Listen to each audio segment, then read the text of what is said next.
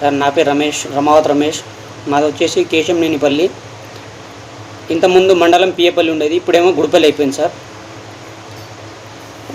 ఇంకోటి ఏమనంటే ఇప్పుడు ఈ స్కామ్ అయిపోయింది కదా, మైక్రో స్కామ్లా కొన్ని నా కాడ నుంచి కొన్ని డబ్బులు తీసుకున్నారు సార్. దేని ద్వారా అని అంటే గత 8-9 సంవత్సరాల నుంచి నేను రమావత్ మధు ఇద్దరం కలిసి ఇంతకుముందు పనిచేసేది. తర్వాత వాళ్ళమ్మ చనిపోయింది. వాళ్ళమ్మ చనిపోయిన తర్వాత మా ఇంటికి వచ్చేది, తినేది, తాగేది అన్నీ మేము చూసుకునేది. అతనికి బట్టలు కూడా మా అమ్మే కడిగి మాకెక్కడికైనా పోవాలన్నా కానీ పైసలు ఇచ్చి మాకు కొన్నిసార్లు మా అమ్మ కూడా మాకు సహాయం చేసింది. ఆ విషయం ఆయనకు కూడా తెలుసు. మా అమ్మకు పెద్దమ్మ అని అంటాడు, మా నాన్నకు పెదనాన్న అని అంటాడు. తర్వాత అదే ప్రకారంగా నడుస్తుంటే ఆ విన్ఫినిత్ కంపెనీ అనేది ఎత్తిపోయిన తర్వాత మళ్ళీ వెస్టేజ్ కంపెనీ వచ్చింది. వెస్టేజ్ కంపెనీలో ఇక విన్ఫినిట్లోనే చాలా రిస్క్ పడ్డాం కదా, వాళ్ళు చూసుకోదంటే నేను కొన్నిసార్లు ఆటోకు పోయినా, హైదరాబాద్ ఆటోకు పోయినా, ఆటో నుంచి నేను మంచి బతుకుతున్నా. తర్వాత ఈయన మా వాళ్ళు టీం నుంచి వాళ్ళు వెస్టేజ్ చేస్తున్న తర్వాత ఈయన ఒక సైడ్కి వెళ్ళిపోయిండు, మా టీం నుంచి వెళ్ళిపోయిండు. నేను హైదరాబాద్ ఆటో పోయినా, వీళ్ళేమో ఒక సైడ్ చేస్తున్నారు. మధు ఒక సైడ్కి వెళ్ళిపోయి ఈయన ప్రాసెసింగ్ ఈయన చేస్తుండు. తర్వాత కొన్ని రోజుల తర్వాత ఒక 2-3 నెలల తర్వాత నాకు కలిసి ఒకసారి ఫోన్ చేసి ఏమన్నాడంటే, అరే రమేష్ ఇక్కడ రా అని అన్నాడు. ఏమైందని అన్నా, పలాని ఇట్లా రా మాట్లాడేందని అన్నా. సరే మాట్లాడదామని. అరే రమేష్ ఇట్లా కాదురా, ఇట్లా చేస్తున్నా, నేను కొన్ని బిజినెస్ పెట్టినా, నీకు తెలియదు, నేను తర్వాత నేను చెప్తాలే, ఇప్పుడైతే ప్రజెంట్ నువ్వు ఒక 2 లక్షలు పెట్టని అన్నాడు. 2 లక్షలు పెడితే నీకు 5 రూపాయలు వడ్డీ కాడికి ఇస్తా, నువ్వు పోయి మీ నాన్న కడుగు, పెదనాన్న కడుగు ఇస్తాడు అని అన్నాడు. అదే ప్రాసెసింగ్ పోయి మా నాన్న కడితే ఇయ్యలే. కొన్ని రోజుల తర్వాత మా నాన్నకు కూడా మళ్ళీ పిలిచిండు. ఎక్కడని అంటే హైదరాబాద్లో పిలిచిండు. హైదరాబాద్లో పిలిచిన తర్వాత పెదనాన్న ఇట్లా అట్లా ఉంటుంది, నువ్వు తండల మీరు నాయక్ కదా అంటే, మా బంజారాలో మేము నాయక్ అనే ఉంటాం, మీ బంజారాలో మీ నాయక్ ఉన్నారు కదా అంటే, మీ నాయక్ మీ ఊళ్ళో ఎంత ఉన్నారో నాకు తెలియదు, నా కాడ వచ్చినావు కదా, నా కాడ వచ్చిన తర్వాత నువ్వు ఎట్లా ఉంటావో నీకే తెలుసు, అది నీకే తెలుస్తుంది నీకు పెదనాన్న. నువ్వైతే ప్రజెంట్ ఒక 5-6 లక్షలు చేయి పెదనాన్న, తర్వాత నేను నీకు వడ్డీ రూపంగా నేను ఇస్తా, నీకు ఎప్పుడు కావాలా, నువ్వు ఎప్పుడైనా ఫ్లాట్ కొంటావా, నేను భూమి కొంటావా, లేకుంటే రమేష్ ఎప్పుడు నేను పెళ్ళి అవుతుందా ఆ టైం నేను పైసలు ఇచ్చేస్తా అని అన్నాడు. మా నాన్న అదే నిజంగా అనుకున్నావు. అప్పటికి ఈ మియాపూర్లో ఆఫీస్లో ఉన్నప్పుడు పెద్ద బిల్డింగ్ ఉండేది సార్. ఆ బిల్డింగ్లో మా నాన్న నిన్న మొన్న నా దగ్గర పనిచేసే మన దగ్గర ఉండేటోడు అబ్బాయి ఇలా ఇంత పెద్ద చేసుకుంటూ ఏం దందా ఏందని అంటే, మధు ఏంద్రా ఇది అసలు అంటే, పెదనాన్న నీకు తెలియదు పెదనాన్న, నువ్వు పైసలు ఇవ్వు తర్వాత నీకు అర్థమవుతుంది అన్నాడు. అదే ప్రాసెసింగ్లో మా నాన్న దాదాపుగా ఒక 10 లక్షలు దాకా చేసిండు. 10 లక్షలు చేస్తే తర్వాత కొంచెం డౌన్గానే ఉన్నాం. తర్వాత ఇంకా ఏం చేసిండంటే నాకు ఇంకా క్లోజ్గా అయిపోయిన తర్వాత నేను కొన్నిసార్లు మల్లెపల్లి పిలుస్తాడు, బిర్యానీ తినిపిస్తాడు, ఏమైనా బట్టలు ఇప్పిస్తాడు, ఇట్లా చేపించిన తర్వాత సరేలే ఇట్లానే అనగానే తర్వాత మల్లెపల్లి ఆఫీస్ ఓపెన్ అయిన తర్వాత నువ్వు ఇక్కడక్కడ ఎందుకు ఆటోకు పోతావు, ఇంతకుముందు నుంచి నా దగ్గరనే ఉన్నావు కదా, సరే నా దగ్గరనే పని చేసుకో, బాగుంటుంది, నా దగ్గర పని చేసుకో, నీకు 25,000 ఇస్తాడు అని అన్నాడు. సరేలే అన్న, నేను దగ్గరనే ఉంది కదా, ఊరు కూడా దగ్గరనే ఉంది కదా, దగ్గర రానిపోని మనకు అన్నీ ఏమన్నా చూసుకోవచ్చు, నేను కూడా నీ దగ్గర ఉంటా అని నేను కూడా అనుకున్నా. తర్వాత ఇట్లా అయిన తర్వాత కొన్నిసార్లు ఇదేంటి అసలు ఏంటి అని నేను ఇంకా డీప్గా అడిగితే, నీకెందుకు అవసరమా, నీకు అవసరం లేదు, నీకు కొన్ని నేను చెప్తా తర్వాత చెప్తా అని అన్నాడు. తర్వాత చెప్తే కొన్నిసార్లు ఈ శివ అన్న వచ్చిండు, ఎవరు మంగ్లీ వాళ్ళ తమ్ముడు వచ్చిన తర్వాత ఒకసారి నాకు డౌట్ వచ్చింది, ఏందబ్బా ఈయన ఇక్కడ ఎందుకు వచ్చిండు అనేసరికి నేను మధుకు పోయి మళ్ళీ అడిగిన, ఏం మధు ఇట్లా వచ్చిండని అంటే, కొన్ని డీలింగ్ ఉంటాయి రా, వస్తూనే ఉంటాయి పోతూనే ఉంటాయి, నువ్వు అట్లా లైట్ తీసుకోవాలి, నీవు క్యాషియర్ కదా, నీకు అంతా అర్థమవుతూనే ఉంటుంది, నువ్వు నీ పని నువ్వు చూసుకోని అన్నాడు. సరేలే అని నేను కూడా ఊకున్న తర్వాత ఒక 20 డేస్ బ్యాక్ మళ్ళీ ఒక 20 రోజుల తర్వాత మళ్ళీ మంగళక్క వచ్చింది. మంగళక్క వస్తే అది ఏ టైంకి వచ్చింది, నేను ఆఫీస్ మొత్తం బంద్ చేసిన, నేను 6 గంటలకే క్లోజ్ చేశాను ఆఫీస్ క్లోజ్ చేసిన తర్వాత నేను రూమ్ పోయిన తర్వాత ఫోన్ చేసిండు, అరే రమేష్ ఇక్కడ వచ్చి ఆఫీస్ ఓపెన్ చేయని అన్నాడు. చేసిన అంతలే మంగళక్క వచ్చింది.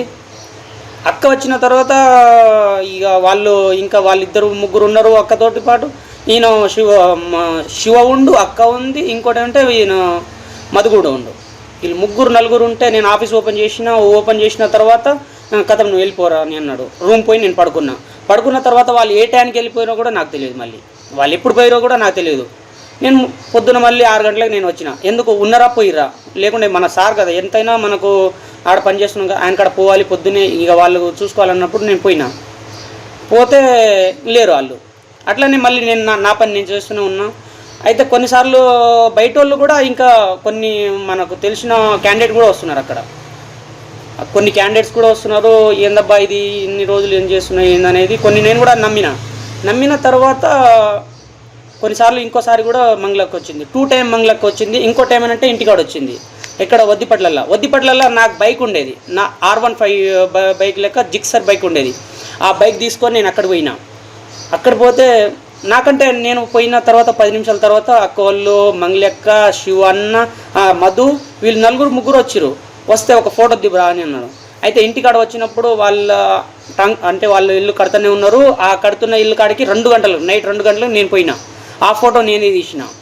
ఆ ఫోటో తీసిన తర్వాత ఇక నువ్వు పోతే పోరా, లేకుంటే మన పాత ఇల్లు ఉంది కదా అక్కడ పోయి పడుకో, నువ్వు ఈ టైం పోతే పో, లేకుంటే మన పాత ఇల్లు ఉంది కదా అక్కడ పోయి పడుకో అని అన్నాడు. సరే నేను అక్కడ పోయి పడుకుంటాలే అని నేను అక్కడనే పడుకొని నేను పొద్దున వచ్చేసిన. ఆ విషయం ఎవ్వరికి కూడా తెలియదు. అది ఓలు కాదు కదా అసలు, ఓలు ఏ మనిషికి కూడా తెలియదు. నైట్ 2 గంటలు ఎవరు లేస్తారు, లేరు కూడా ఆ టైంకి వచ్చారు. ఒక ఫోటో తీసుకున్నా. వాళ్ళ పాత ఇల్లు కాడ పోయి నేను పడుకున్నా. ఎందుకంటే వాళ్ళు అంతా నాకు పరిచయం. అక్కడ పోయి వాళ్ళ నాన్న కూడా ఉండు. అక్కడ వాళ్ళ నాన్నకాడ పోయి నేను ఫ్యాన్ వేసుకొని నేను పడుకున్నా. తర్వాత అదే కంటిన్యూగా అవుతుంటే ఇప్పుడు లిక్విడ్ క్యాష్ ఎవరు తీసుకోబోతారు? ఈయన శివ చౌహాన్ ఉంది కదా, శివ చౌహాన్ వచ్చి క్యాష్ తీసుకెళ్తాడు. వచ్చి క్యాష్ అడిగి, అరే ఎన్ని కలెక్షన్ అయినాయిరా, ఎంత వచ్చినాయిరా, ఇలా కలెక్షన్ ఎంత అంటే నేను అప్పుడప్పుడే మాట్లాడిన తర్వాత నేను కలెక్షన్ అయిపోయిన తర్వాత టూరిస్ట్ పోతాం కదా మనం, బయటకు పోయినప్పుడు పెద్ద బ్యాగులు ఉంటాయి కదా, ఆ బ్యాగులు లెక్క పెద్ద బ్యాగులు ఉంటాయి. ఆ బ్యాగులలో నేను నింపేస్తా మొత్తం డబ్బులు. కలెక్షన్ చేసిన మొత్తం డబ్బులు అలా కలెక్షన్ పెట్టి నేనే పోయి కింద నేను ఒక ఫస్ట్ ఫ్లోర్ నుంచి కింద దిగి అలా పెట్టి కార్లో పెట్టిన తర్వాత ఆయన ఎక్కడ పోతాడో కూడా నాకు తెలియదు. అసలు నా తర్వాత కూడా ఆ విషయం కూడా తెలియదు. మళ్ళీ ఇంకోటి ఏమనంటే ఓలైనా కొట్టిరనుకో, ఓల్ దాంట్లో కొట్టియాలన్నా ఇప్పుడు నా లాంటి వాళ్ళు కస్టమర్ వచ్చిందనుకో, ఒక 50,000 కొట్టియాలనుకో, ఎవరు దాంట్లో కొట్టియాడు. ఓన్లీ రమావత్ మధు దాంట్లోనే కొట్టిస్తా. క్యాష్ ఓన్లీ రమావత్ మధు, దానికంటే ఇంకా ఎవరు దాంట్లో కొట్టియలే కూడా. ఓన్లీ రమావత్ మధుకే మధు అంతా మధు దాంట్లోనే క్యాష్ ట్రాన్సాక్షన్. ఆన్లైన్ మాత్రం క్యాష్ మొత్తం ఈయన చౌహాన్ తీసుకుపోతాడు, శివ చౌహాన్ తీసుకుపోతాడు. అదే రకంగా కొన్నిసార్లు నేను అక్కడ పని చేస్తూ మా నాన్నకు కూడా నేను ఇక్కడ పని చేస్తున్నా కదా, మంచి మూమెంట్లో ఉన్నా, మంచి అంత పైసలు తీస్తారు, మంచిగా అవుతుంది, మొత్తం గోల్డ్ అవి ఇవి పెట్టుకుంటారు, బాగానే మనం సంపాదిస్తారు. నాన్న ఇట్లా నేను పని చేస్తున్నా నాన్న, మనం కూడా పెడతామే అని అంటే, ఈ పెట్టినాయి చాలు కదా ఇంకెందుకు పెట్టామని అన్నాడు. కాదు పెడతామని అన్నాడు. పెట్టిన డైరెక్ట్గా 30 లక్షలు ఒకటేసారి తెచ్చిండు. అది కూడా ఎప్పుడు అది ఆఫీస్ ఓపెన్ అయినప్పుడు అప్పుడు తెచ్చి ఒకటేసారి 30 లక్షలు ఇస్తే, ఆ 30 లక్షలు తీసుకోపోయి ఎక్కడ ఇచ్చినాము, నేను ఈ చౌహాన్, శివ చౌహాన్,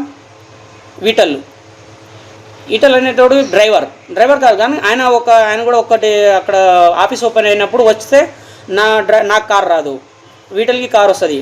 ఈయన ఈ చౌహాన్ ఏమో ముందర కూర్చుని నేను వెనక కూర్చున్నా. అదే రకంగా తీసుకుపోయి ఎక్కడని అంటే మనకు ఈ కోకపేట ఉంది కదా, కోకపేట సర్వీస్ రోడ్లో బండి పెట్టిన తర్వాత 10 నిమిషాలు కూర్చొని రా అని అన్నాడు. కూర్చున్నాం మేము లోపల బాగానే కూర్చున్నాం. ఆయన వచ్చి ఓ 10 నిమిషాలు బయటికి పోయి ఒక 5-6 నిమిషాలు మాట్లాడిన తర్వాత సైడ్ నుంచి ఒక కారు వచ్చింది.